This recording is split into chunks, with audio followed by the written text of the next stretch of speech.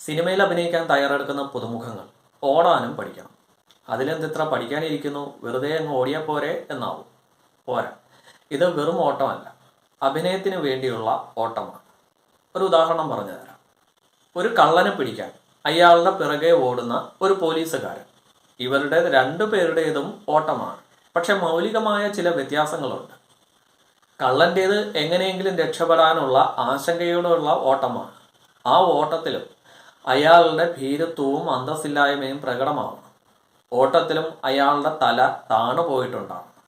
എന്നാൽ പോലീസ് ഇൻസ്പെക്ടറുടെ ഓട്ടം ദൃഢനിശ്ചയത്തോടു കൂടിയുള്ളതും ആരോഗ്യമുള്ളതുമായിരിക്കണം. അധികാരഗർവം അവനെ പിടിക്കുക തൻ്റെ ഉത്തരവാദിത്തമാണെന്ന ചിന്തയിലും തല ഉയർത്തിപ്പിടിച്ചതുമായിരിക്കണം. ഇപ്പോൾ ഒരുവിധം മനസ്സിലായി കാണുമല്ലേ? സിനിമയിൽ വിവിധ തരത്തിലുള്ള ഓട്ടങ്ങൾ ആവശ്യമായി വരും. സമയം കിട്ടുമ്പോഴൊക്കെ ഒന്ന് പരിശീലിക്കുക.